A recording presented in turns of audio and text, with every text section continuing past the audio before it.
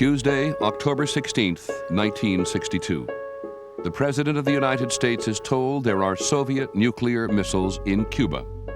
He convenes an emergency meeting in the White House and secretly records it. You say there's only one missile there? There are 8 missiles there. One of them is in what appears to be a position from which they're launched in the horizontal. I do not believe we can state we can knock them out before they can be launched. And if they're launched, there is almost certain to be chaos in part of the East Coast or the area in a radius of 600 to 1,000 miles from Cuba. But of course, warning them, it seems to me, you've warned everybody, and obviously you constantly announce that 4 days from now you're going to take them out. They may announce within 3 days they're going to have warheads on them. If we come and attack, they're going to fire them, or what do we do? We then announce what they do that, and we're going to attack with nuclear weapons. For John F. Kennedy, the Cuban Missile Crisis has begun.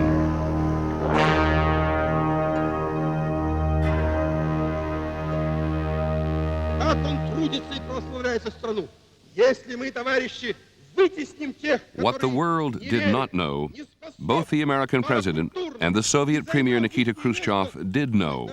We were one mistake away. The Red Army general who planned the missile deployment knew just how close. Видите, на каком волоске Nuclear catastrophe was hanging вот эта by just a thread, ядерная катастрофа. И что решали and we weren't counting days or не hours, дни, but не minutes. часы, а минуты. We had a plan for putting at sea an invasion force of 180,000 men to be landed on Cuba with a first-day air support of 1,080 attack sorties. It was a huge potential invasion. An invasion that the Cuban leader, Fidel Castro, had long expected. Sabíamos lo que son capaces de hacer los Marines de Estados Unidos. We knew what the United States Marines were capable of, so faced with the idea of being invaded, of submitting to the United States, it was preferable to die. In a matter of minutes, Soviet nuclear missiles could reach the United States, and American nuclear missiles could reach the Soviet Union. But communications between the two could take 10 hours. The greatest danger was that Moscow did not understand what was happening in Washington, and Washington did not have a clear understanding of what was happening in Moscow. If nuclear devastation came, it would not be because we had not tried everything possible that was within our power. If the Russians were determined upon it, it would come.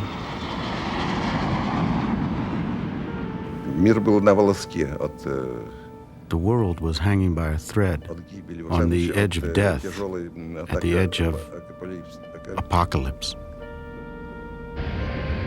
Had events continued to spin out of control, the nuclear fears of a generation might have been realized.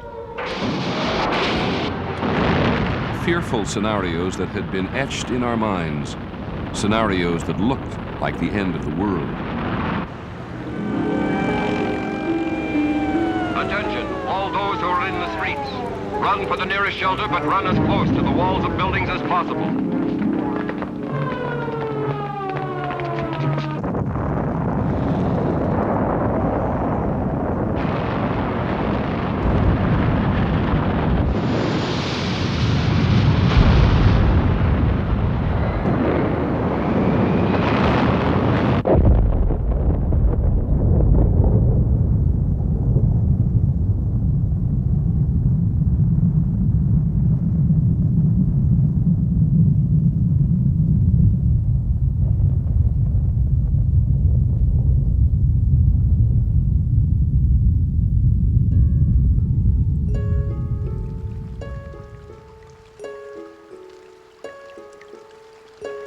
The sites where the Soviet nuclear missiles were in place are abandoned now.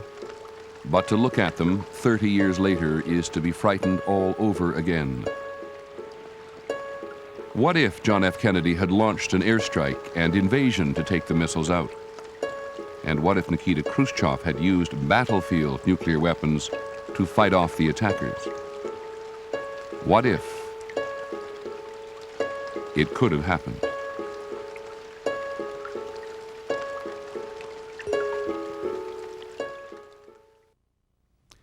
Today, it is all so much clearer, because though we were all very frightened then that nuclear war between the U.S. and the Soviet Union was a possibility, the world did not know then what we know now. We were really that close. 30 years ago, in the White House inner sanctum, they did know that President Kennedy was on the verge of invading Cuba to get rid of the missiles. But Kennedy didn't know there were more than 40,000 Soviet troops on the island, and they were equipped with battlefield nuclear weapons and the authority to use them against U.S. forces if they tried to land. In this broadcast, for the first time ever, we're going to live through the crisis in a way that wasn't possible before. Because this time, the Cubans and the Russians have told us what they were doing, minute by minute, through those extraordinary days of October 1962. The Missiles of October, What the World Didn't Know, brought to you by Ford Motor Company.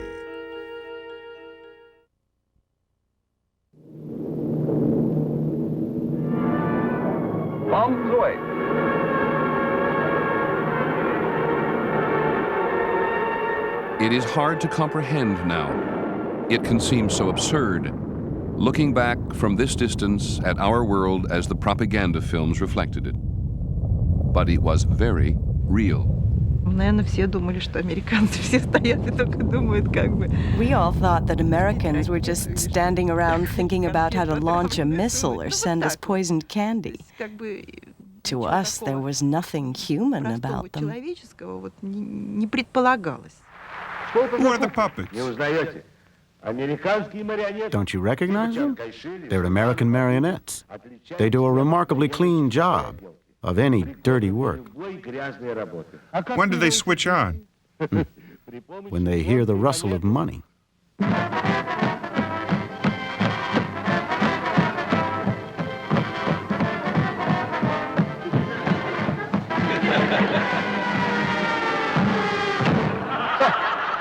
That's it? So much for American technology. Как мило выглядит этот западный заправила. Но не мир, а война ему нужна. I remember they talked about parity. They said that we too had nuclear missiles and could threaten other countries, but we wouldn't want to. In Moscow, the party line dictates the way of life, a way of life foreign to our American tradition. These are not free-thinking scientists following a path of experiment and deduction regardless of where it may lead. They are skilled robots told what to think and how to work, and the nature of the conclusions they are to reach. Я вас слышал, товарищ Николаев. Я рад, что у вас хороший... They were only that stereotype who would stick pointed sticks up your fingernails. But after Sputnik, they became sadists with brains. The Cold War created a world of mutual fear and threat, full of enemies. 3 years before the missile crisis, Nikita Khrushchev had become the first Soviet leader ever to visit the United States, the first Soviet leader Americans had ever seen. We were making the half-hour drive into Washington. I still remember it. It was an absolutely astonishing sight. Crowds of people were standing along the sides of the road, waving flags, but absolutely silent.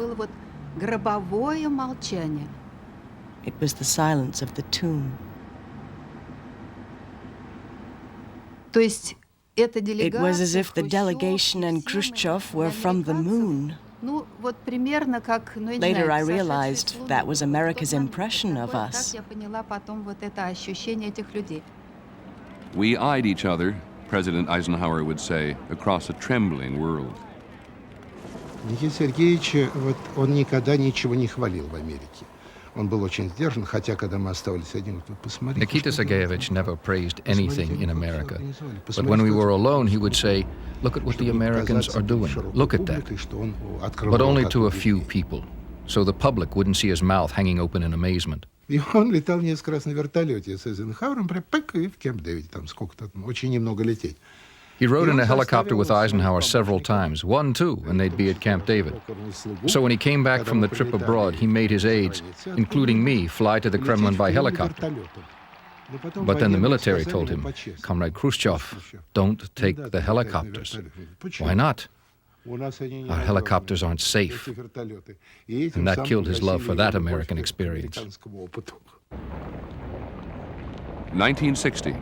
John Kennedy will challenge Richard Nixon for the presidency of the United States. The campaign will center on the issue of the Cold War. Which man could best stand up to Nikita Khrushchev? You should realize that you are voting for the most important individual in the entire free world. He shall determine whether we shall be at war or peace. This is the key office, and I run for the presidency because, like you, I have strong ideas about what this country must do. I have strong ideas about the United States, playing a great role in a historic moment. When the cause of freedom is endangered all over the world, that's what I think this election is about. That's what we're going to begin to do on next Tuesday. Thank you.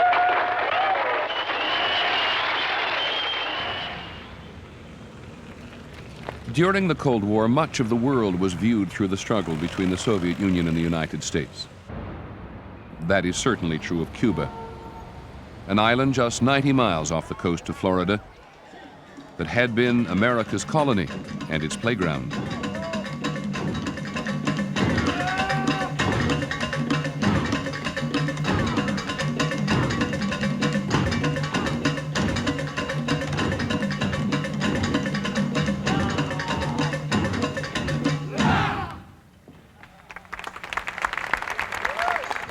And then came Fidel Castro's revolution, hailed by many Cubans as the moment of their true independence, when they defeated the US-backed regime. In 1960, 13 months after the revolution, Anastas Mikoyan, Nikita Khrushchev's closest ally in the Soviet Politburo, is sent to Cuba. We came to Cuba at the beginning of February 1960. When nobody in Moscow had any idea what kind of regime was in Cuba. My father told me at that time that this was just very much like where our revolution was young, enthusiastic, so it moved him from the very beginning. The Soviets, particularly Khrushchev, see Cuba as the harbinger of socialism in the American hemisphere. So does the United States. Within 6 weeks, President Eisenhower will approve a covert operation designed to overthrow Fidel Castro. In the United States, John Kennedy accuses the Republican administration of losing Cuba and weakening the nation. He charges that U.S. nuclear force is inferior to the Soviet Union, that there is a missile gap. He will never tell voters he's been briefed by the Pentagon and given evidence that contradicts his claim of such a gap. I want to demonstrate to Mr. Khrushchev and others that a new generation of Americans has taken over in this country, men who are committed to the maintenance of freedom in the 1960s. In the middle of the presidential campaign, Fidel Castro arrives in New York to address the General Assembly of the United Nations. He is officially snubbed by the United States. None of you, when arriving to this city of New York, has had to undergo such humiliating treatment. Castro and Khrushchev will first meet one another during this visit to New York. Khrushchev is good friend, good Cuban friend. Khrushchev like your speech. Wonderful person. Wonderful and sympathetic. Very sympathetic. What do you want that we do? You leave us without petroleum. Khrushchev, give petroleum.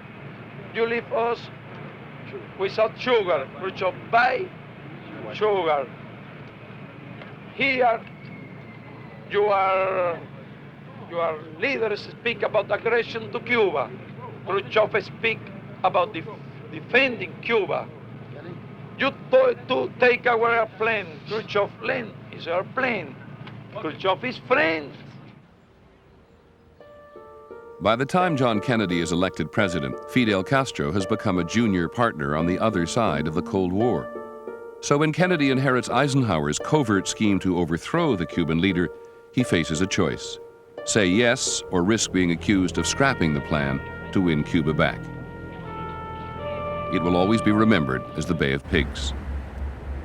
On April the 17th, 1961, more than 1,300 anti-Castro exiles, blessed by their priest and trained by the CIA, land in Cuba with the hope that they will provoke an uprising in their homeland.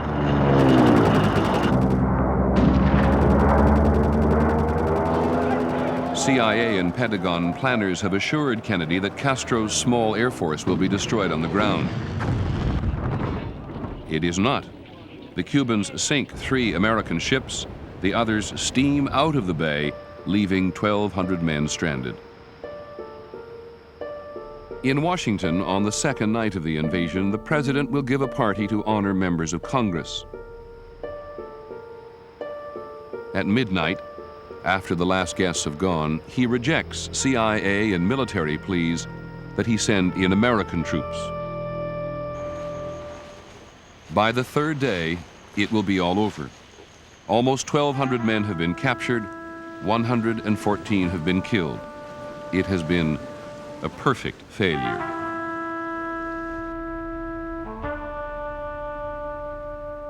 John Kennedy has been president for less than 4 months.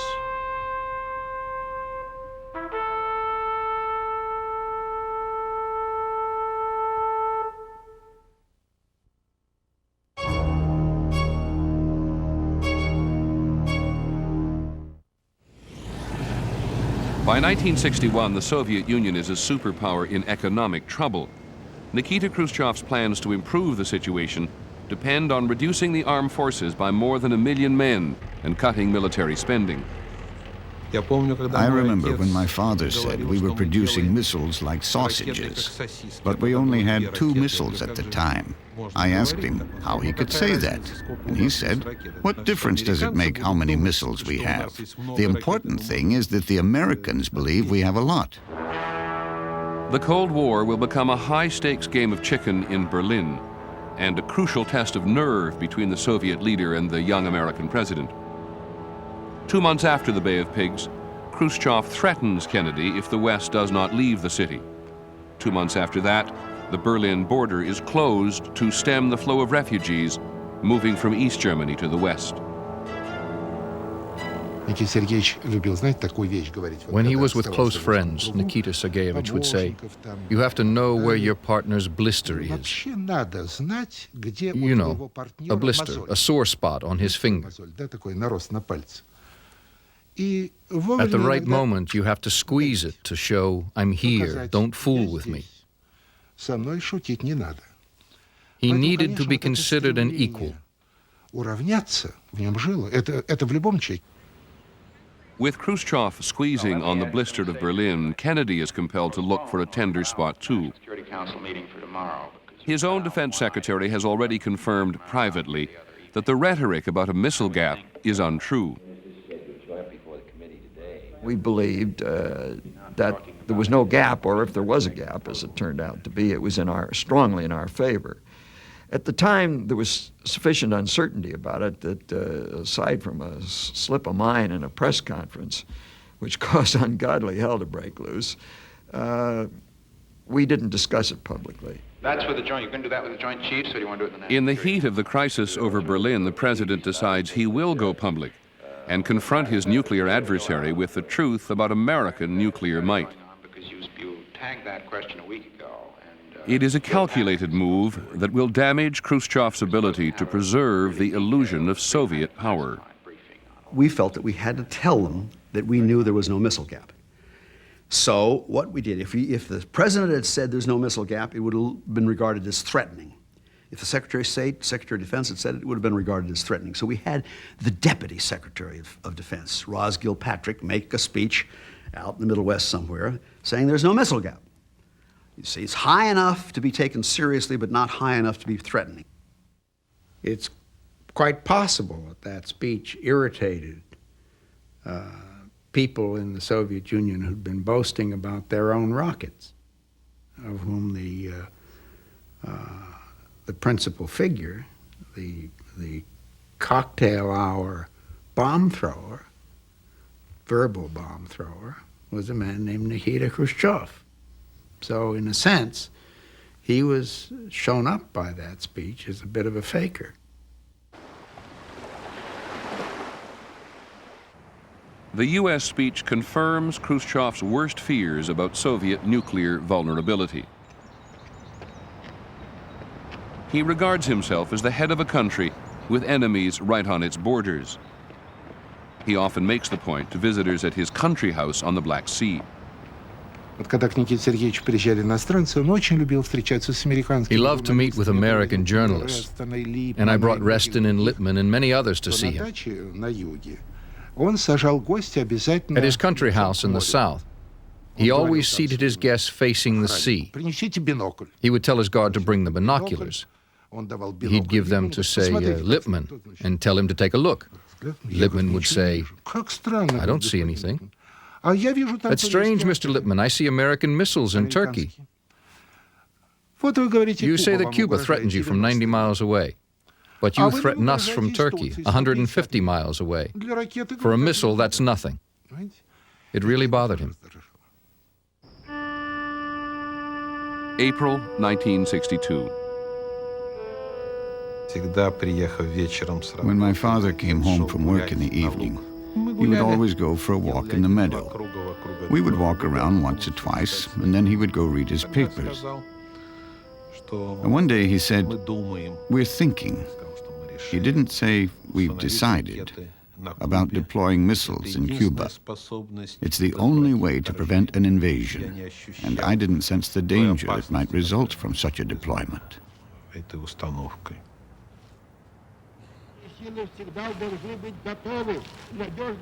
Khrushchev is afraid of losing Cuba, afraid that Kennedy will decide to expand his secret CIA operation against Castro and use the military. He is also afraid of losing the nuclear arms race so badly he might invite an American first strike. His twin fears lead him to a dangerous nuclear gamble. It is a fateful gamble to deploy some of his most threatening weapons in Cuba. He names his KGB station chief in Havana to be the new ambassador and orders him to persuade Fidel Castro that the deployment is for his own defense. Only Fidel and Raul were there, just the two of them, and Raul took notes. For the first and only time in my 8 years in Cuba, someone took notes. Fidel thought about it seriously. He didn't reject the whole idea at once, as we thought he would. He said, "Yes, it's an interesting idea." And then my father asked him, "Did you think at the moment about your own country?" He said, "Yes, but we were determined to play our role in that worldwide confrontation with the mortal risk for our country." Castro says yes, believing it better, he says, to risk a great crisis than to wait impotently for the American invasion. But he argues that Khrushchev should deploy the missiles openly. Khrushchev refuses. Neither Fidel nor I knew what the nuclear balance was. Our propaganda always said we were so powerful. We had already launched Sputniks. We thought we had enough to destroy each other, that neither country would risk war. Those nuclear weapons were only a threat. Only a threat. Это оружие ядерное только как угроза.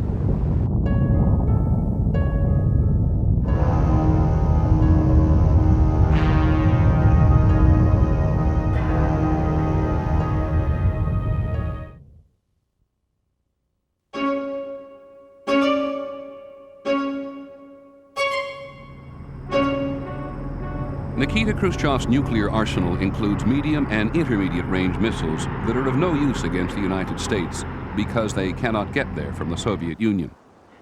But were they to be launched from Cuba, every state except Washington and Oregon would be vulnerable. The missile gap between the two superpowers would suddenly shrink. So Khrushchev plans to deploy 60 of these missiles and their nuclear warheads in Cuba in secret. It is a major undertaking. We had to assemble the number of ships we needed without anyone noticing. We needed about 85 ships. They ultimately made 184 trips. The Soviet merchant marine will transport 3 regiments of the Red Army to Cuba to protect the missile installations, and dozens of other regiments to defend the island against possible American attack. Never before has the Soviet Union moved missiles capable of delivering nuclear warheads outside its own borders. Never before has it moved more than 40,000 men in secret, almost 8,000 miles away. Some are sent on cruise liners, posing as vacationers.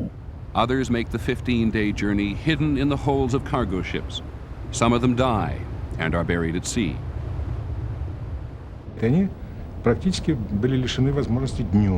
The men couldn't go up on deck during the day. Only at night, in small groups, could they go up for a breath of fresh air. And the trip took many days. The entire trip was colored by having to hide the men. The heat inside was unbearable. It was humid. We were all exhausted, steamy, hot. Always there is the danger that the Americans will discover what is going on. The Americans acted like they ruled the Mediterranean. They were so arrogant, if you'll forgive me for saying so, flying between the ship masts, skimming them again and again, and the situation made us terribly nervous.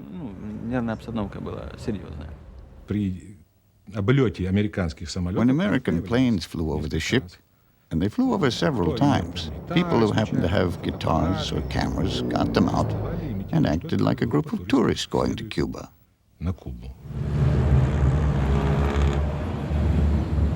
July 26, 1962. On the holiday Cubans celebrate as their Independence Day, the first ships loaded with troops and weapons arrive.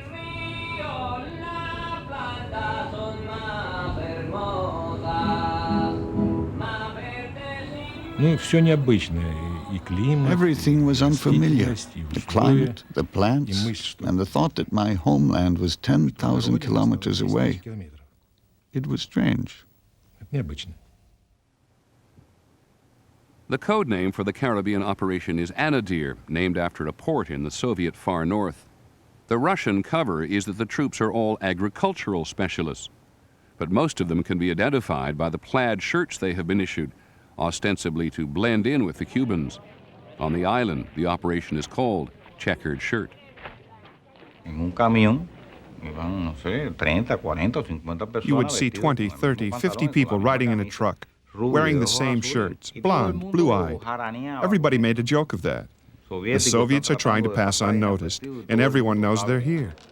If the secrecy of Operation Checkered Shirt is a joke, so is the assurance Khrushchev has been given that the missiles can be hidden as well as the men.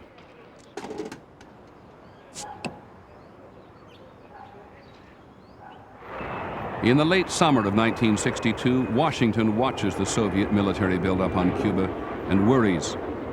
But U.S. intelligence advises President Kennedy that transferring nuclear missiles to the island secretly is all but impossible. As the midterm election draws closer, Khrushchev assures Kennedy privately that the buildup consists of defensive weapons only. But the Republicans accuse the president of ignoring a dangerous buildup right under his nose. He wants a Congress that will say yes to the Russian buildup in Cuba. The American people don't want that. He wants a Congress that will say yes to continued weakness. Weakness all over this world. I have a preliminary statement. There has been a great deal of talk on the situation in Cuba in recent days. On September 13th, Kennedy issues a warning designed to prove to the Republicans that he will draw the line on Cuba. Once again, if at any time the communist buildup in Cuba were to endanger or interfere with our security in any way, or become an offensive military base of significant capacity for the Soviet Union, then this country will do whatever must be done to protect its own security and that of its allies. Kennedy boxes himself in and puts on the record a threat he assumes will never be more than a threat. 2 days later, the first missiles arrive on the island. American intelligence may miss them, but they're no secret. No, las rastras eran de más o menos el largo de la casa. The trailers were about as long as a house, and the rockets stuck out a little from behind. They were longer than the trailers, so they stuck out. If there was war or we were attacked, these were the rockets they would use.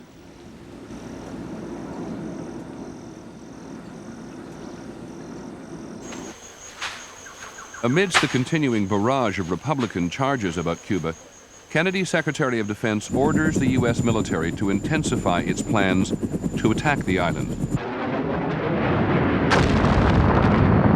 A practice assault is staged against an imaginary dictator named Ortsac, or Castro spelled backwards. Inside Cuba, it looks like an invasion is about to begin. By early October, eyewitness accounts of mile-long convoys on Cuban roads can no longer be ignored. On the 14th, a high-flying American U-2 spy plane photographs Cuba, and photo intelligence in Washington first discovers 6 canvas-covered objects, each of them more than 60 feet long. That phone rang, and it was the photographic interpretation guy, and he said, they're there. And we've seen them, and we know that they're missiles. October 16th, after breakfast in the White House, the president is told. Intelligence is able to identify 3 missile sites in various stages of readiness.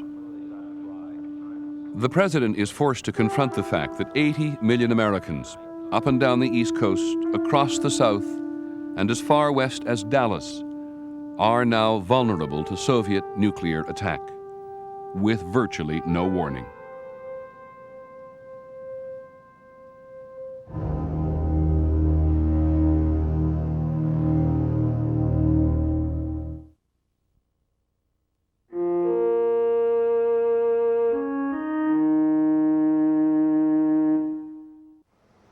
Tuesday, October 16th. Within minutes of hearing that Soviet missiles are in Cuba, the president reels off a list of 12 men to be summoned to the White House. They will form the Executive Committee of the National Security Council, or EXCOM. At 11:50 a.m., they sit down in the cabinet room and stare at the indisputable photographic evidence. Without their knowledge, the president records the meeting. Danger really has been playing with God, not us. We ourselves are not moved to general war. We're simply doing what we said we would do if they took certain action. Or would decide this is the time to eliminate the Cuban problem by action within the island.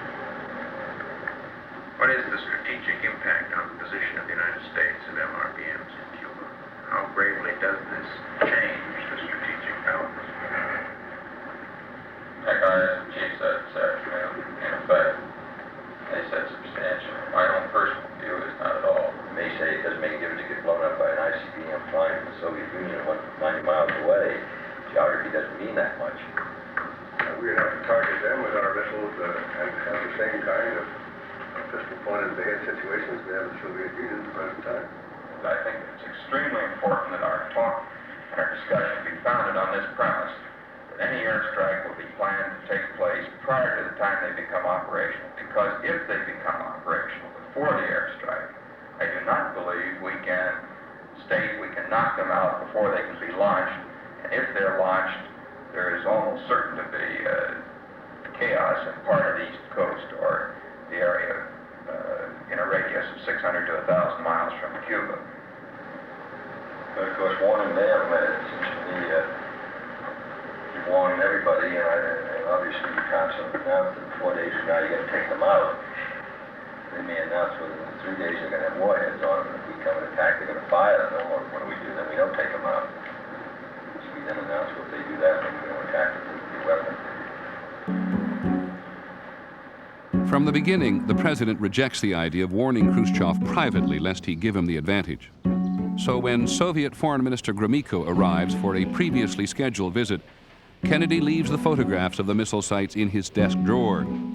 Gromyko swears that the Soviet buildup in Cuba is by no means offensive. He is lying.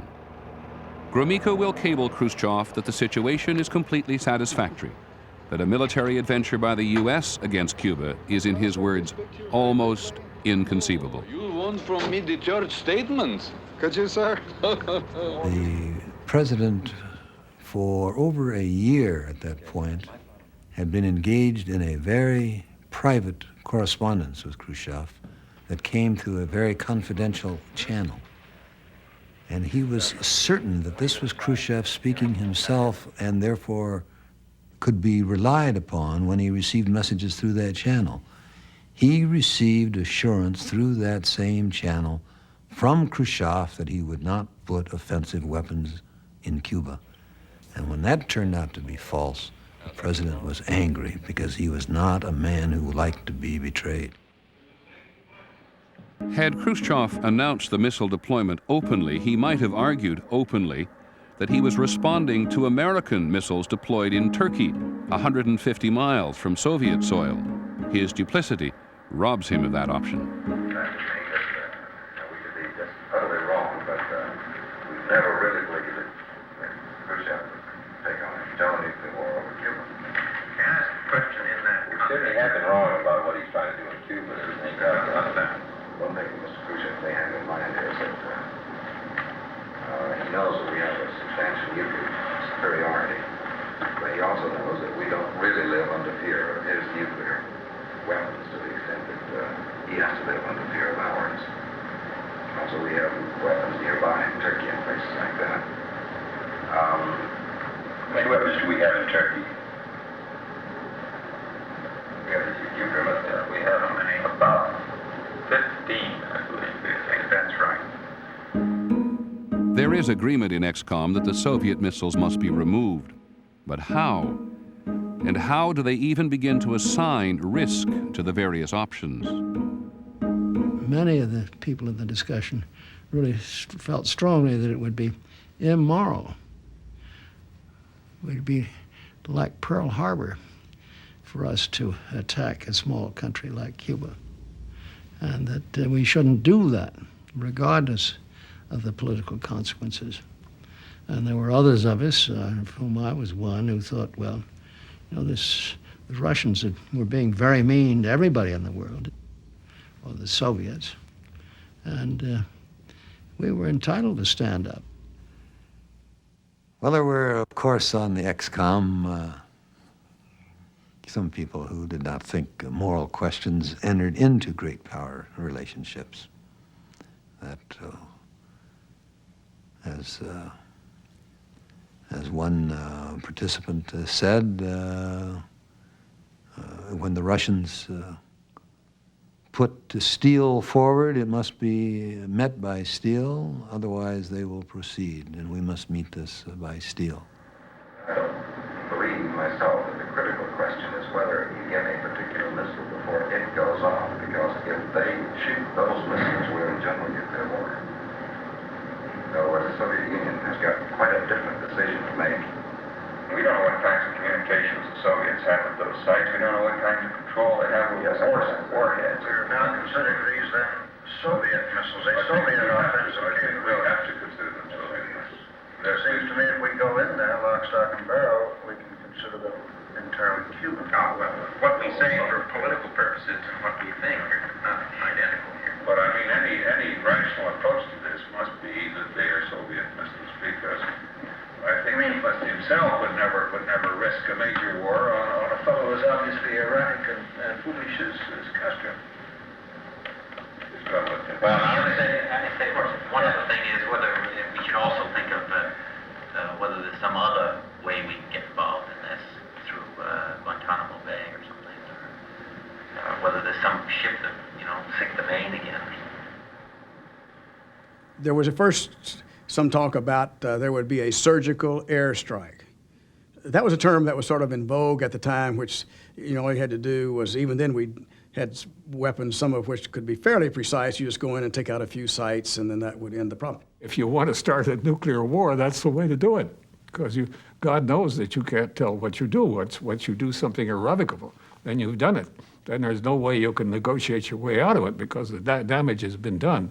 And the requirement on the other side to react becomes almost irresistible. Had the president acted on EXCOM's advice the first day, he would have ordered an immediate airstrike on the missile sites. But there were too many questions. Put a blockade in following any limited action. Then we're going to have to sink Russian ships, and we're going to have to sink Russian submarines. Now, whether it wouldn't be the argument, if you're going to get into it at all, whether we should just get into it and get it over with and say that take our losses. And if we're going to, he wants to get into a war over this, hell, if this war is going to come on this thing, if he sticks those kinds of missiles in, it's after the warning, and he's going to get into a war for 6 months from now or a year from now. So. At that point, Dean Acheson leapt into the debate.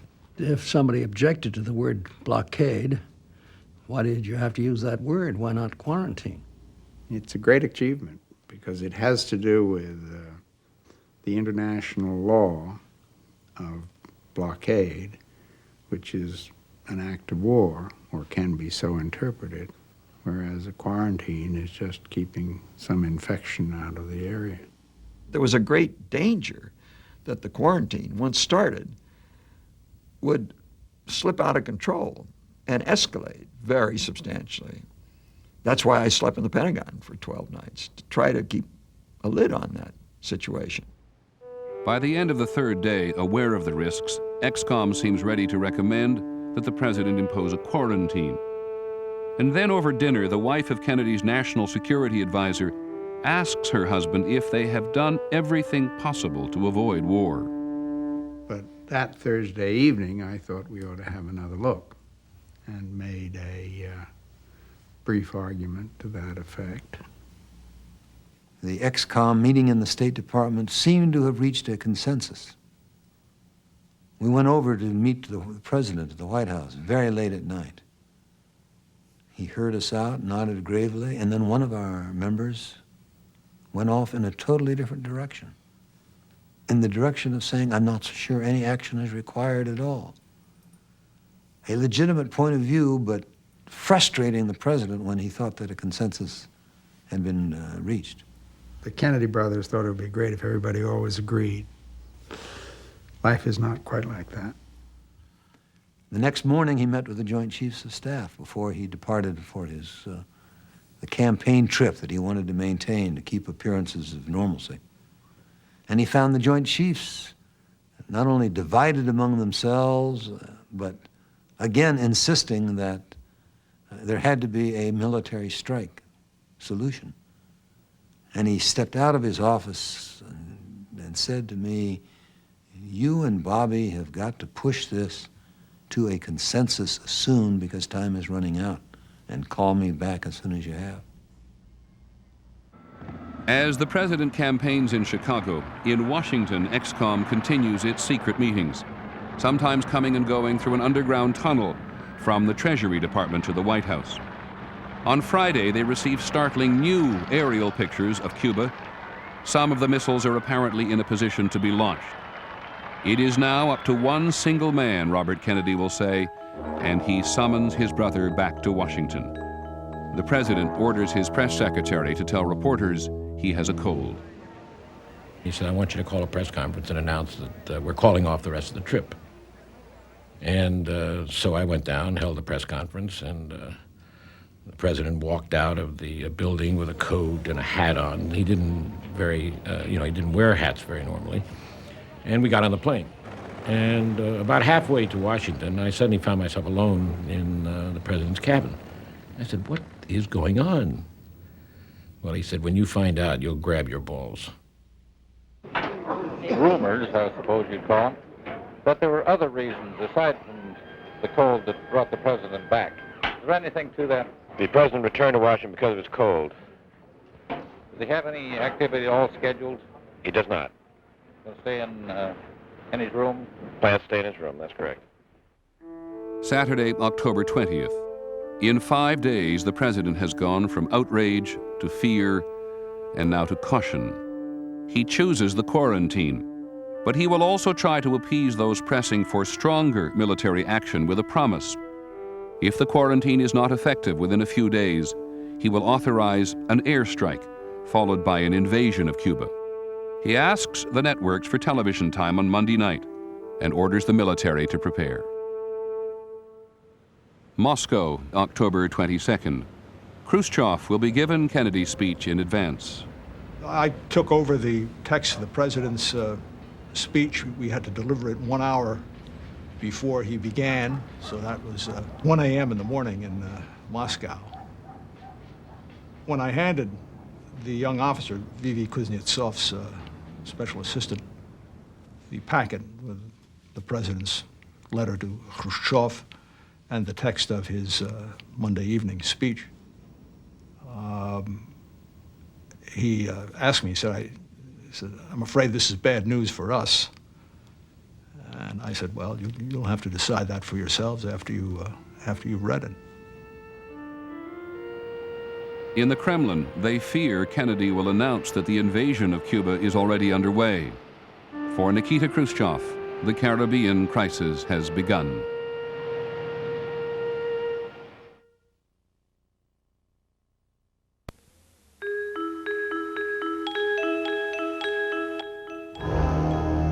Monday, October 22nd.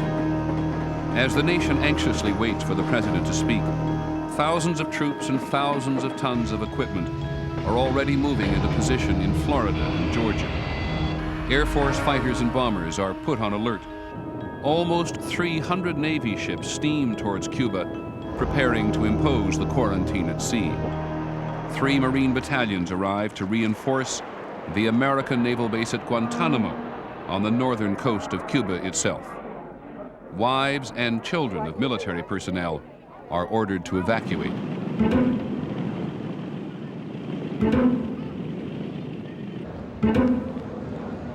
For Americans, the public phase of the missile crisis is about to begin, and it will be terrifying. I have directed that the following initial steps be taken immediately. First, to halt this offensive buildup, a strict quarantine on all offensive military equipment under shipment to Cuba is being initiated.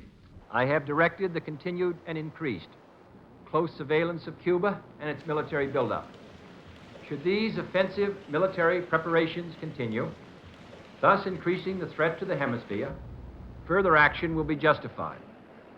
I have directed the armed forces to prepare for any eventualities. It shall be the policy of this nation to regard any nuclear missile launched from Cuba against any nation in the Western Hemisphere as an attack by the Soviet Union on the United States, requiring a full retaliatory response upon the Soviet Union. For many in the television audience in countries all around the world, nuclear war between the United States and the Soviet Union now seems imminent. I know that some action should be taken, but he's going to have to tread very lightly, short of war. He's on dangerous ground and skating on thin ice. I don't know. I feel worried. I mean, I feel that something could happen. I'm worried for my kids, mostly. I don't know. And despite all the duck and cover rehearsals, there is a certain feeling of helplessness about it all. I'm here because I feel completely hysterical about the world situation. I don't know what else to do. Are you planning on building a shelter? No, I don't think there'll be time.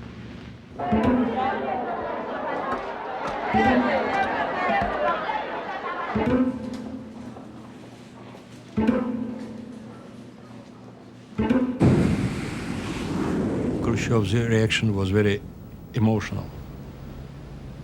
Why they can demand us to stop our ships? They do not have any right to do it. So he was very emotional, and he did not order the ships to stop. С тревогой и со злостью. He was alarmed and furious. He was furious with our military, who hadn't hidden it all properly. He was really furious with the military. When Marshal Biruzov came back from Cuba, they said they could disguise the missiles as palm trees. How they decided that palm trees look like missiles, I don't know. I was astounded, and I asked Father how they do it. He brushed it off and said, well, they're professionals, they know better. When I reminded him about this later, he told me to mind my own business.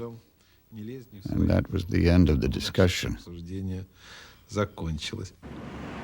Khrushchev is belligerent, and he considers a blockade, whatever the Americans choose to call it, an act of war. They said they had every right to do this. We had no right to stop them, that this was a violation of international law. That's all perfectly correct. But it was clear we were going to do it, regardless. In Cuba, the president's speech brings no surprise. For 18 months since the invasion at the Bay of Pigs, Cubans have believed Kennedy would try again.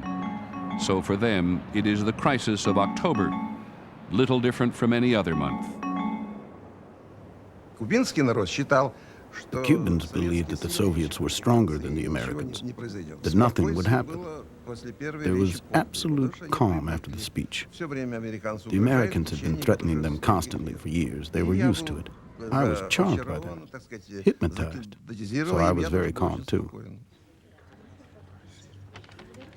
In Cuba, people just didn't know what nuclear weapons were, you see. Castro also speaks on television and orders 270,000 people to take up arms. Our commander-in-chief, Fidel Castro, gave the order for combat. Immediately, everyone began to prepare. Throughout the country, there was a large-scale mobilization.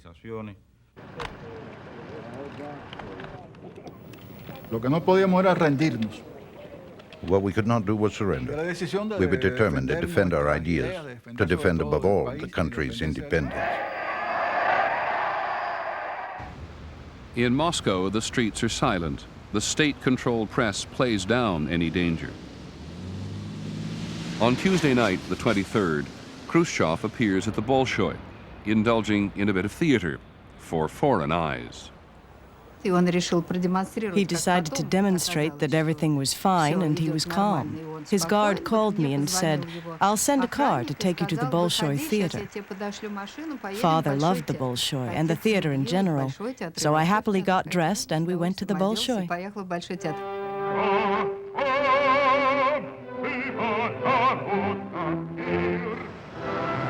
8 hours later, Tuesday night in Washington, Soviet ships are within 12 hours of reaching the American quarantine. The president tries to communicate danger directly to Khrushchev and secretly sends his brother Robert to visit the Soviet ambassador in his embassy. In a cable, never before made public, Ambassador Dobrynin writes to Moscow. Robert Kennedy was clearly upset. The president feels deceived, he said, and was very affected by the personal message from Khrushchev saying that during the U.S. electoral campaign, the Soviets would do nothing that might aggravate relations between our two countries. The president believed everything and put his political career on the line. He feels deceived. As he was saying goodbye at the door, the ambassador continues, Robert Kennedy waved his arm in despair and said, "I don't know how this will all end, since we intend to stop your ships."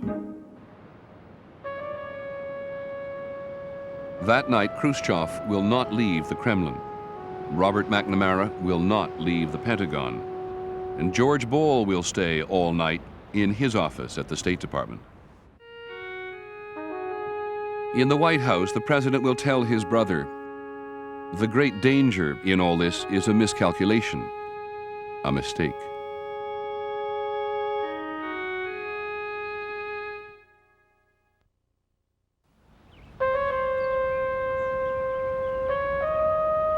Wednesday morning, October 24th, 36 hours after the president's speech. If the Soviets do not yield, a shooting war between the two nuclear superpowers may begin at sea.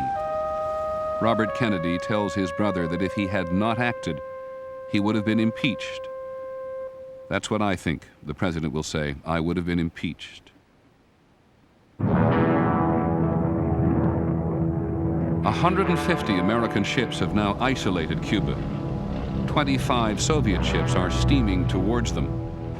The Americans have orders to stop any Soviet ship and board. If there is resistance, the orders are to fire.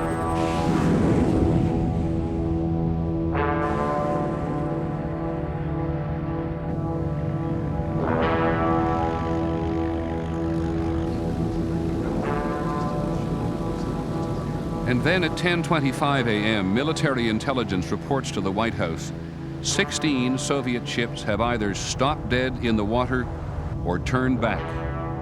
The hawks around the president who oppose the quarantine are not happy. There's been no showdown. I thought that what we should do is to pursue that particular ship, which was a deep-hulled ship which probably had missiles aboard it.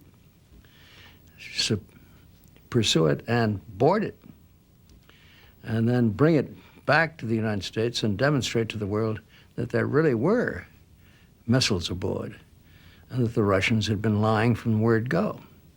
And we demonstrated that we were full of determination and we could shove it in their face.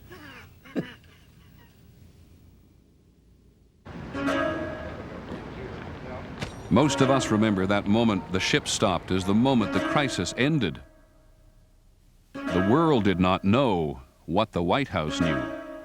We knew that the crisis was far from over when the ships turned around. They could come back at any time.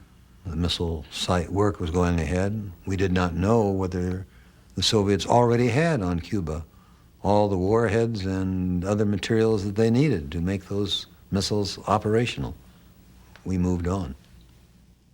Over the next 48 hours, from Wednesday until Friday, the crisis will actually become more acute in all three countries. But attention is focused on the diplomatic theater at the United Nations. Let me ask you one simple question. Do you, Ambassador Zorin, deny that the USSR has placed and is placing medium and intermediate range missiles and sites in Cuba? Yes or no? Don't wait for the translation, yes or no?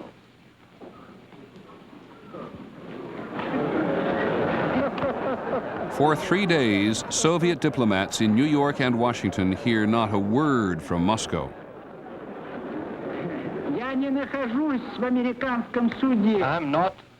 I am not in an American courtroom, sir, and therefore I do not wish to answer a question that is put to me in the fashion in which a prosecutor does. In due course, sir, you will have your reply. I'm prepared to wait for my answer until hell freezes over, if that's your decision. The absence of any information or instructions gave us a clue to the confusion in Moscow, and it increased our alarm about how the crisis would unfold. Moscow was silent. The silence will grow increasingly ominous. In Cuba, work on the missile sites is forging ahead, and President Kennedy orders low-level reconnaissance missions to fly over the island twice a day. We could even see their faces as they flew near Havana. As we watched them, we'd make a certain gesture. They'd do the same back to us.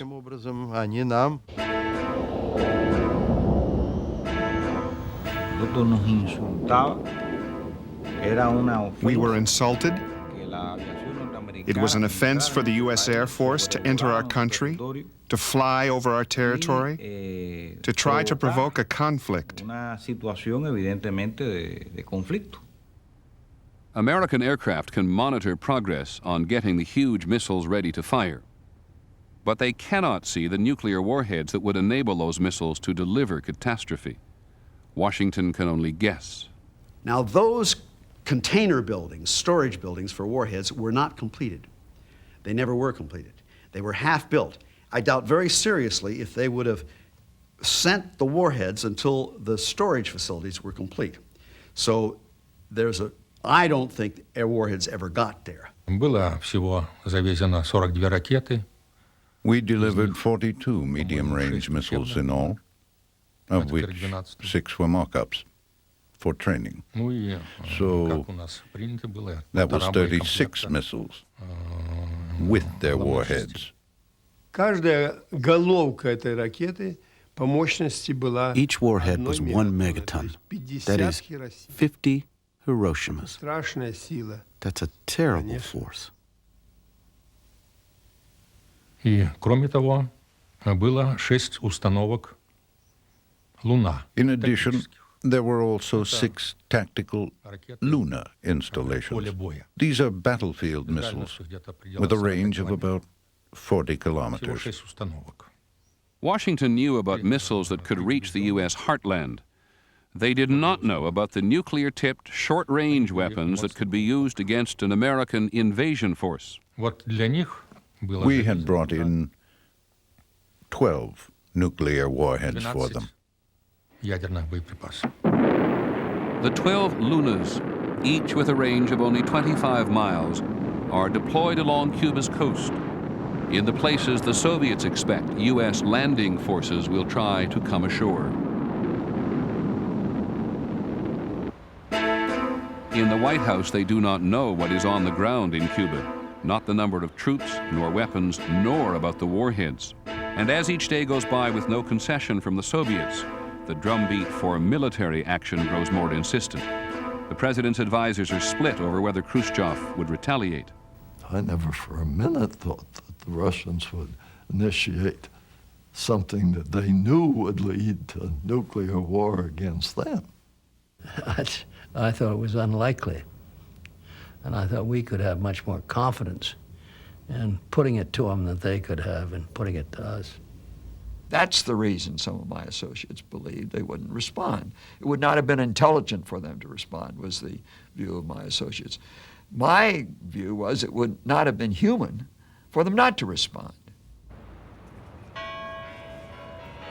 In Moscow, it is not a question of if, but how. There are 42,000 Soviet troops in Cuba. They have no conventional means of defending themselves if the Americans attack. The authority to launch the strategic nuclear weapons is tightly controlled by Khrushchev. The authority to use battlefield nuclear weapons is another matter. Когда меня инструктировал министр обороны, маршал Советского Союза Родион Яковлевич Малиновский, When the Minister of Defense, Marshal Malinovsky, он мне так gave me сказал. my orders, Тактические «Луна» he said this: regarding the tactical missiles, передать ему, the Lunas, как и Никита Сергеевич ему repeat to the commander, на инструктора as говорил, Nikita Sergeyevich has ordered то him, есть Плиеву, that что in a certain при situation, определенной обстановке, if there's no way to contact когда Moscow нет связи and с Москвой, hostilities have broken а out, идут боевые действия, if there идет is высадка, an invasion то есть идет уже война, and war has already begun, то ему then he давалось право has the authority при отсутствии to связи use the tactical weapons himself. принимать самому решение на использование тактического оружия. Да, конечно, командующий The принимал commander would have решение. decided on his own.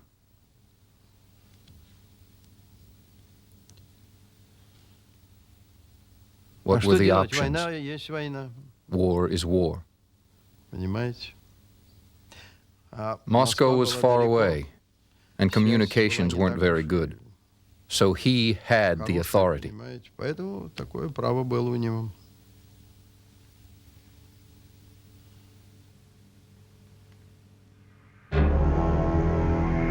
President Kennedy orders U.S. strategic forces to a higher level of alert. Nuclear war is less and less an abstract possibility. More and more, it is real. To show our seriousness and to show our willingness to wage nuclear war if necessary, for the first time, the Strategic Air Command went to Defense Condition 2, which is the second level, which means you are prepared to conduct operations when so ordered. The strategic forces of the United States were prepared to act if called upon. Defense Condition 2, in military shorthand, DEFCON 2. Were the president to escalate to DEFCON 1, the U.S. military would be fighting a nuclear war. I don't think they did a lot of alternative planning for particular kinds of nuclear strikes.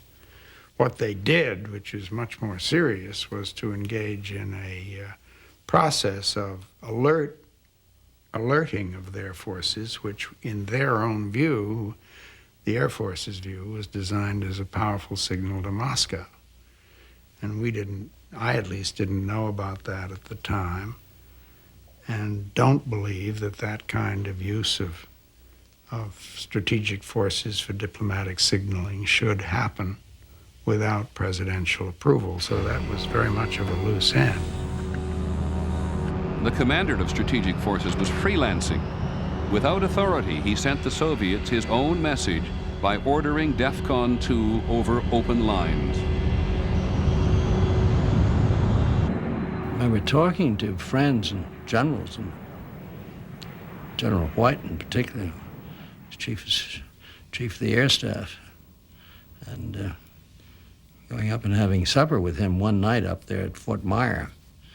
And we were looking out over the Washington Monument, and he said, I can't get out of my mind the picture of what that would look like in the event of a nuclear weapon dropping on Washington.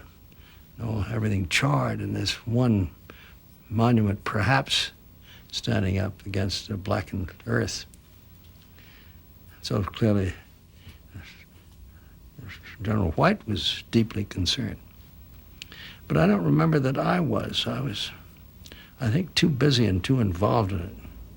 But there wasn't much point in being frightened. I mean, you know, case said I. What was going to happen was going to happen, and nothing any of us could do would affect that or change it. So you just had to go ahead and do what you were supposed to do, and hope and pray. By Thursday night, almost 1,500 strategic bombers have been put on constant alert. 200 are in the air at all times. All the aircraft are carrying nuclear weapons. 145 intercontinental nuclear missiles are ready to fire.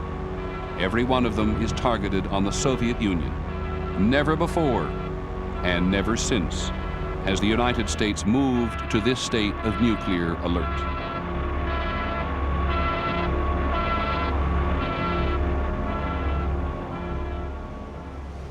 Friday, October 26th. Soviet and Cuban intelligence report in detail American preparations for a massive invasion of Cuba. Behind its calm facade, the Kremlin is in chaos. Khrushchev knows what Kennedy does not, that his commander on the ground has battlefield nuclear weapons and the authority to use them. It was hard for Khrushchev. He was alone. For all his inexplicable, confused, complex, unrealistic doctrine, he was alone, you see, alone. In his Kremlin office, Khrushchev will write a letter to the president. You are threatening us with war, it begins. Just before 5 o'clock, the streets already dark in the early Moscow winter, a breathless courier will arrive at the U.S. Embassy delivering the letter from Khrushchev. It will take 10 long hours to get to Washington.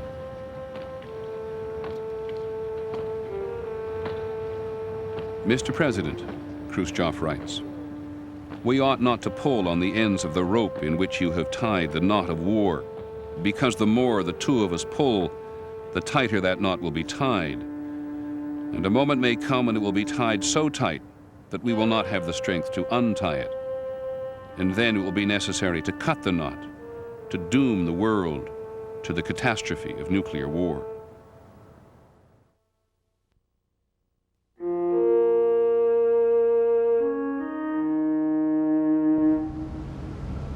Friday morning, October 26th. For the first time, the United States will actively enforce its quarantine of Cuba. A Lebanese freighter under charter to the Soviets is stopped and searched by the USS Joseph Kennedy. The president signals his firmness to the Soviets and his determination to the hawks in Washington. Boarding party returned, 10:20 a.m. Eastern Daylight Time. No prohibited material in evidence. He has chosen to search a ship he believes unlikely to have weapons on board. He does not want, he says, to put Khrushchev in a corner from which he cannot escape. At about the same time, Khrushchev's letter to Kennedy arrives at the U.S. Embassy in Moscow. In the 10 hours it takes to reach the White House, Kennedy will know nothing of his adversary's fear. During those crucial hours, ABC News correspondent John Scally gets a phone call from the KGB chief in Washington, who insists they meet right away. And the waiter interrupted us for ordering whatever food that we had. And then he leaned forward, he says, there may be a way to solve this. He said, and he went right to the point. He says, could you find out from your high State Department friends? And by that, I knew he meant the Secretary of State. What they would think of a proposal whereby we would remove the missiles from Cuba under United Nations inspection. We would promise never to introduce such offensive weapons into Cuba again. And would the United States in turn be willing to pledge publicly that it would not invade Cuba?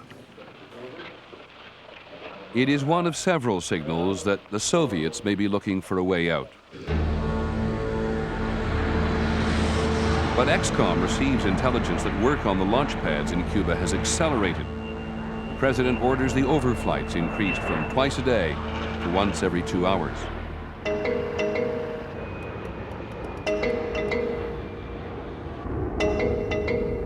Soviet commanders know that with every reconnaissance flight, their positions are more and more vulnerable to an American airstrike. They repeatedly ask Moscow for permission to shoot. Moscow is silent. Ambassador Alexeyev cables Khrushchev that Castro has told Soviet generals it is essential to shoot down 1 or 2 piratical American planes. Washington is unaware of what is happening. We looked at this as a Soviet-United States confrontation that happened to take place on the soil of a Soviet satellite, which was Cuba. So if we could get the Soviets to pull these missiles out, they'd put them in. And we knew they had the authority to pull them out if they wanted to. That was all right. We weren't at that. We didn't like Castro. We disliked him intensely, but we weren't fighting with him about this. He had nothing to say about it, as far as we were concerned. At almost the same moment that Kennedy in Washington escalates, ordering the overflight stepped up, Castro escalates too, ordering his anti-aircraft guns to fire at every plane coming in. We fired at the airplanes that passed over our anti-aircraft batteries, and we did it to shoot them down. We weren't shooting as part of a game. Neither Washington nor Moscow seem to consider what it looks like from Cuba's point of view. The Cubans are convinced the American invasion is only hours away. The Cubans really insisted we use our weapons. Why else did you come here? Use your weapons. Fire. They were ready for war. Maybe they believed so strongly. They were ready to sacrifice themselves. They would say, Cuba will perish, but socialism will win. They were ready to sacrifice themselves.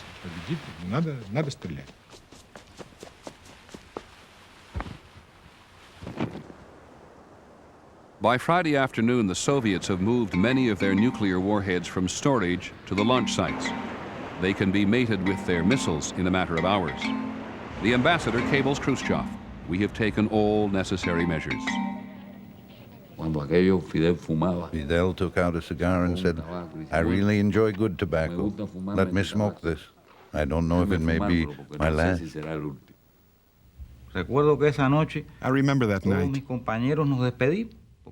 We all said goodbye because no one thought we were going to see the light of day. It was a very dramatic moment, a very beautiful moment.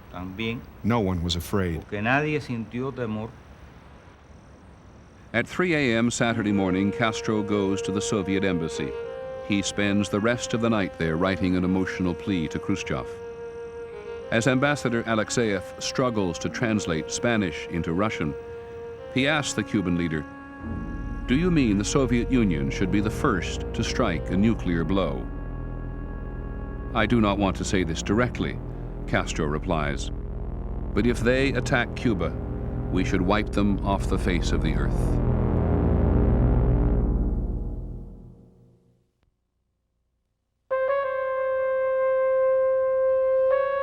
Saturday, October the 27th. This will be the most dangerous day. At 10 o'clock the night before, the president and his advisors finally receive Khrushchev's first letter, what one of them calls a cry of the heart. We have a letter that's come in the night before, which is the famous personal letter that goes on and gets delayed in transmission and comes in 4 parts, and part 4 arrives before part 2. And McNamara says there's nothing in this because there's no sensible argument in here, and that's very McNamara and not quite right. And we spend a great deal of time sorting out what is in that message overnight. Then we get the second message. What the hell is that all about? He says, you take yours out of Turkey and I'll take mine out of Cuba, and we'll all be all set. By delivering his second message via Radio Moscow, Khrushchev has raised the stakes. President Kennedy. This is unsettling because he's got us in a pretty good spot here. Because most people will regard this as not an unreasonable proposal. National Security Advisor Bundy. What most people, Mr. President. President Kennedy. We can't very well invade Cuba with all its toll, when we could have gotten the missiles out by making a deal on the same missiles in Turkey. If that's part of the record, I don't see how we'll have a very good war. The president was annoyed as hell because the Jupiters were junk. Nobody disputed that. Kennedy refuses to make a deal, as he puts it, with a gun pointed at my head. My God, why do we go to war over a myth? And there was that issue. But myths sometimes are very important. They're, in a sense, more important than reality. And that was the case here. We couldn't just jerk those missiles out of Turkey without weakening the whole of NATO. And what would have happened then? As they wrestle with the conflicting messages from Moscow, fearful that Khrushchev is losing control, an American U-2 spy plane is shot down over Cuba. Its pilot is killed. Shooting down the U-2 was not sanctioned by Moscow. In Washington, they do not know that. When our men found out that Fidel had given the orders to his artillery to shoot down low-flying planes, our men decided to do the same, to help out. There wasn't time to ask Moscow. When the U-2 appeared on the radar, there were only 20 minutes. They called the commander, but he wasn't there. So, 2 members of the military council decided to shoot the plane down. They shot it down. In Moscow, Khrushchev will face the bleakest moment of the crisis. He does not know if his own generals in Cuba have disobeyed him. He is not sure who is in charge.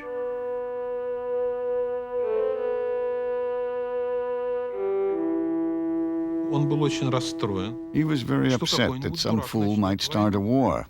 When I said, "We've finally shown the Americans our strength," he said, "You don't understand a thing. It's very dangerous." An hour later, the Soviets discover an American U-2 in their airspace over Siberia. MiGs are ordered to intercept it. And this pilot had turned around and picked the wrong star to go back. And he was over the Soviet Union, and you could hear him screaming over the radio. You see, I could hear him screaming in his phone. The MiGs are scrambling. You know, I can see them, he said. I can see them. They're falling out. They're missing me, but they're scrambling. Give me a sight home. You see, he was over the Soviet Union. He'd violated Soviet airspace. I dropped the phone and ran upstairs to tell the president. Of course, I hadn't had any sleep for 36 hours, and I had been preceded by 10 days of 4 hours a night. And so I blurted this message out, and it was a terrible calm. You know, Mac Mundy was there, Mrs. Lincoln, and the president, and a couple other people. And everybody, was thinking, oh my God, if suppose the Soviets think that this is a reconnaissance for a first strike, they may be counting down right now. Here is an American action of a reconnaissance plane off course over the Soviet Union that we did not control. So that both sides are getting reminders that crisis managers don't always manage everything.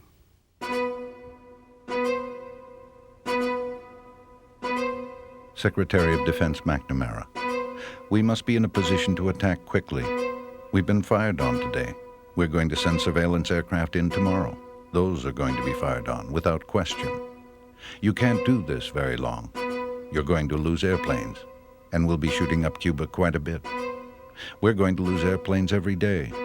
So you can't just maintain this position very long. We must be prepared to attack Cuba quickly. The noose was tightening, the president's brother would say. The bridges to escape were crumbling.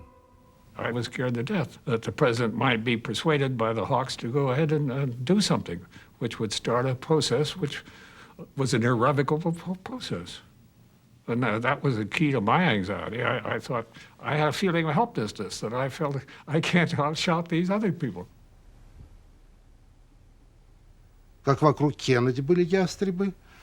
Just as Kennedy was surrounded by hawks, there were hawks here, too. They egged him on. So Kennedy restrained his hawks, and Khrushchev restrained his. That's the most frightening thing. The influence of these people. Who'd come out on top. Who'd come out on top. The militarists or people of a more liberal bent who had some sense. Had more sense. We had called up reserves. We had moved ships and we moved aircraft to the southeastern United States. We had a plan for putting at sea an invasion force of 180,000 men to be landed on Cuba with a first-day air support of 1,080 attack sorties. It was a huge potential invasion. We were within 24 hours or less of doing it. I mean, everything was ready. And we went down, I went with the Admiral down to Fort Stewart, and we saw the guys down there in Key West. We were not just sitting in Norfolk by a long shot. We went out to Carrier, and so we had a good feel, and they were all gung-ho, ready. I mean, they had slept with their weapons, and the planes were there, and the thing was all set. So it was just a matter of a telephone call. Say, go, man, go. If an invasion by air or sea had occurred, we would have had to fight them. We would have retaliated. The Americans would have lost more than they lost during the whole World War II. And of course, our losses in Cuba would be all those 42,000 people and missiles. And I cannot imagine Khrushchev making some kind of response. Sure, there would have been casualties, lots of them. But the risks were high and the stakes were high. And I didn't think that we ought to be deterred by that, good gosh. The president knows that if there is an invasion of Cuba, it will match in scope the D-Day invasion of Europe. He does not know that the Soviet commander on the ground has the authority to resist using battlefield nuclear weapons. At 7:45 that night, Robert Kennedy summons Soviet Ambassador Dobrynin to meet him at the Justice Department. The president will agree, he tells the ambassador, to move American missiles out of Turkey. But the deal is secret. Only a handful of Kennedy's own advisors know. If it becomes public, it will be denied. It is the final American offer. Khrushchev has 24 hours to respond. The game is moving. We'll know in the morning. It's the other fellow's move. We'll know what his moves are. We can't do very much till we know what those moves are. So it simplifies, but it's a little bit like a tight chess match when you adjourn overnight and you've made your move. You can think about what you're going to do if he does this or that or the other thing, but you don't have to do it. You can't really do it till you know what his response is.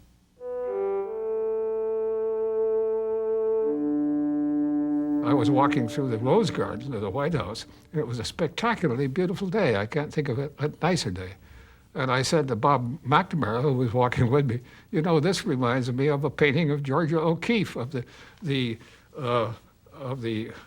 skull with the rose penetrating it. And that's exactly the kind of macabre sense we all had. And although this sounds melodramatic, I don't mean it that way, but you ask what was the mood at the time. I thought I might never live to see another Saturday night.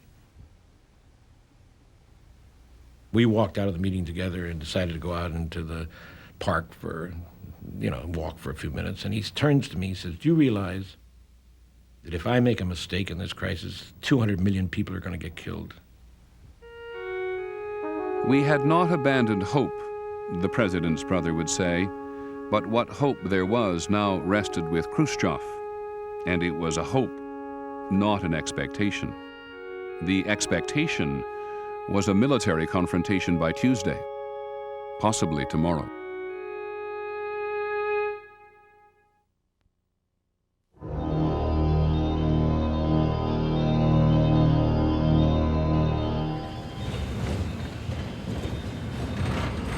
Sunday, October 28th. In Moscow, Khrushchev and his advisors have been meeting all night. Just before 2 a.m., they learn of Fidel Castro's letter, written 36 hours before. Khrushchev understands the Cuban leader to be urging the Soviets to launch the first nuclear strike. He is unnerved. And then just before dawn, he receives a cable from his ambassador in Washington describing the conversation with Robert Kennedy the night before. It was somewhere between a threat and a prayer, Khrushchev would say. The president both demanded and begged. It is clear to him that he's out of time. He rushes to broadcast his answer to Kennedy live over Radio Moscow. In exchange for an American promise not to invade Cuba, he will pull his missiles out. Khrushchev agrees to move the missiles out of Cuba on the decks of Soviet ships in full view. His generals describe the withdrawal as humiliating. Castro calls it betrayal. We were faced with a true betrayal. Fidel said, after everything we have done, after having given over everything that we own, including potentially the lives of our people, look what they've done to us, Carpeo. Castro first hears of Khrushchev's concession on the radio, and he is furious. The Soviets have treated Cuba like a bargaining chip, he says. He does not believe the vague American promise not to invade. Ambassador Alexeyev would later say that Khrushchev deliberately avoided consulting Castro, afraid that doing so might have delayed his answer to Kennedy by even a few hours. Now assume for the minute that that force had been directed to attack Cuba and invade. They almost surely would have been confronted by nuclear fire from the Soviet forces. Imagine the headlines. Youthful U.S. president sends American boys to be killed by Soviet nuclear weapons without equipping them to defend themselves. Something that would have required us to react with nuclear weapons in some way. And just where, God only knows. The obvious place was I don't know, would be directed at Soviet soil in some way. Видите, на каком волоске Nuclear catastrophe was hanging вот эта by just a ядерная thread. катастрофа. И что решали And we weren't counting days or не hours, часы, а but минуты. minutes. The public thinks the danger is over. It is not. Kennedy demands that Soviet bombers be withdrawn along with the missiles. Castro balks. Khrushchev stalls. U.S. nuclear forces will not be taken off alert until the bombers are removed 22 days later.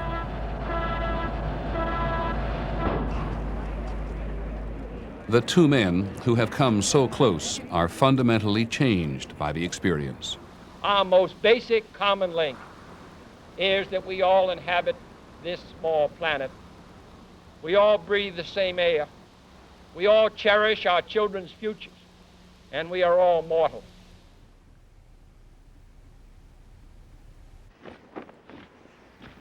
Он сказал моей маме, что и ты тоже He told my mother, "You should write Jacqueline words of condolence."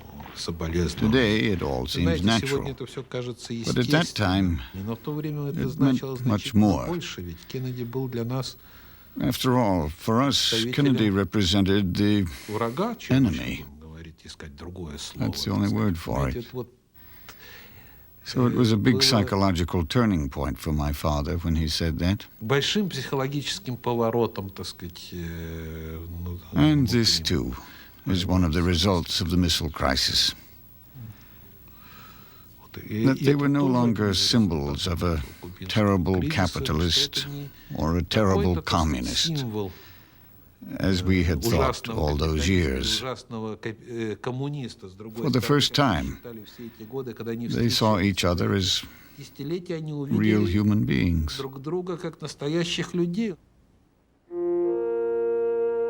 Both leaders will use the word insane to describe what they have been through. Insane, the president will say, that two men sitting on opposite sides of the world could bring an end to civilization. Insane, Mr. Khrushchev will say, not to have been scared.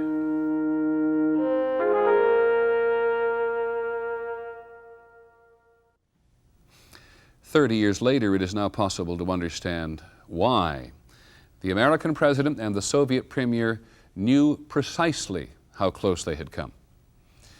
9 months later, the two countries signed the very first nuclear arms treaty between them, banning nuclear testing in the atmosphere.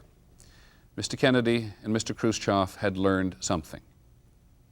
It is irresistible to wonder whether the world would have changed as it now has sooner, because the only two men ever to stare down the gun barrel of nuclear war had been so changed themselves by the experience.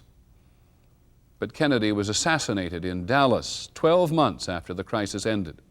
Khrushchev was removed from power 11 months after that. I'm Peter Jennings. Good night.